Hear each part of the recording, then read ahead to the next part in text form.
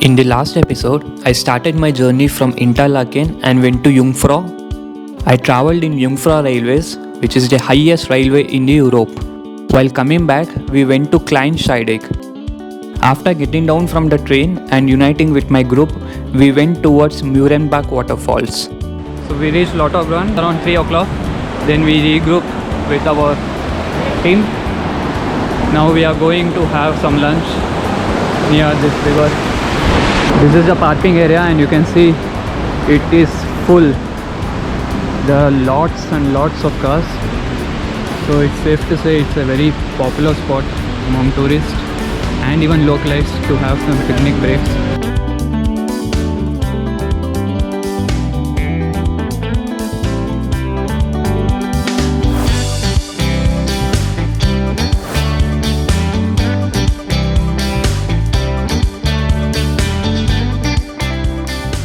In addition to the main fall, there are various other waterfalls on Mürrenbach, which together plunge 750 meters into the valley in several stages. Besides chasing waterfalls, it is also a perfect base for small hikes and picnics. We had packed lunch and a delicious puliogre under the shade listening to the sound of waterfalls.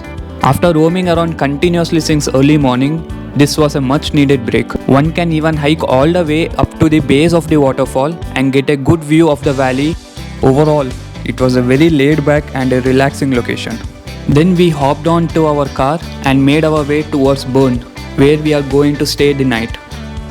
On the way, we came across Lake Thun, which is the largest Swiss lake entirety within a single canton. It is 30 minutes drive from Lauterbrunnen. The lake was created after the last glacial period. After the 10th century, it split from Lake Brienz, before which the two lakes were combined. This is the second lake, which is near Interlaken. Yesterday when we were coming from Stuttgart to Interlaken, we saw the other lake. Now this is the second lake. So the Interlaken city is in between two lakes, and in the north we have this Grindelwald Valley and Lauterbrunnen Valley. And you can see how clear the water is. So after this we'll be going to Blausee. That is the lake which is blue in color, which we had seen near Ulm. So we are going to spend here maybe half an hour. We thought we'll go for boating, but these are private boats. We are not allowed to go for boating here. While myself and my friend had gone to Jungfrau, others in our group went to Interlaken for sightseeing and paragliding. So none of us had actually planned the second half of the day, thinking the other group would have some plans. When we had lunch together, we were completely blank about the next location to go. So our driver cum host made a spontaneous decision and took us to Lake Thun and the next location, which is Blausee. It's 6:45 and we came to Blausee. This is the last place today. After this we'll be going to Rome. So this is basically a blue lake in middle of the forest. This is similar to where I went when I was in Ulm. The ticket prices are 10 euros if you come before 6 o'clock, but after 6 o'clock it's 8 euros. I think that's because it will get dark now and the view may not be as good as it is in the morning. The walk or the trail to the lake itself is very good because it's surrounded by greenery, and since it's evening time, the environment feels much better now.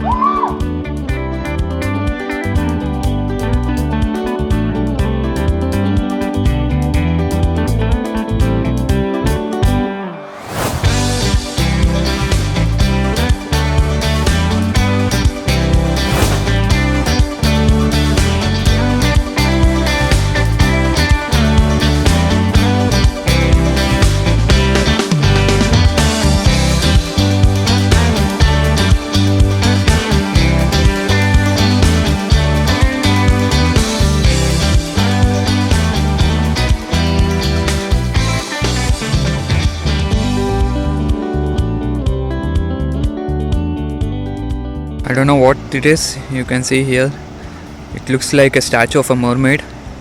Since my GoPro zoom is not good, I'm taking it in mobile. Yeah, it does actually look like a mermaid or some kind of a statue. You can see there are a lot of fishes here. I really preferred the lake which I went in Germany. Even though that was small, it was more beautiful than this. There is a trail path around the lake, and even in this trail path I see that there is another route going here and the same there. I'm not sure whether it will lead us to another hiking trail or it's just one of the exit So we are just following this path, and we are hearing some waterfall sound. So we are following this path and heading to sound which we are hearing. Blausee is located in the midst of a small nature park. The legend says near the lake shore lived a maid whose heart beat for a young herdsman. Then one day, the herdsman tumbled over a cliff and was killed. The maid was inconsolable from the moment on. She was being drawn to the lake by a mysterious force every night. One morning, the maid and the raft were found at the bottom of the lake, and its water has taken on a deep blue hue ever since. The water is as blue as the eyes of the unfortunate maid. The path leads directly to the gorges, while the forest path leads to the lake house and playground.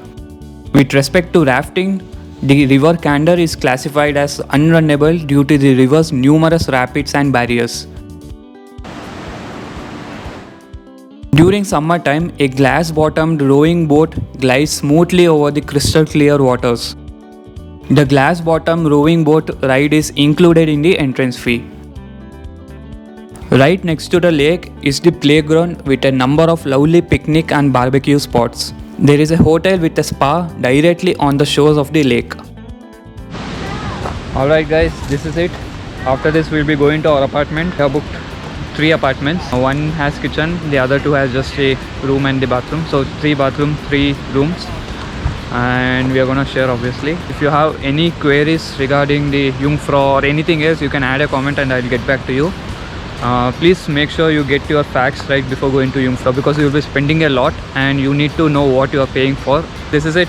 Thank you for watching. If you like the video, please add a comment, give a thumbs up and subscribe to the channel. If you don't like, you can still add a comment and tell what you don't like about it.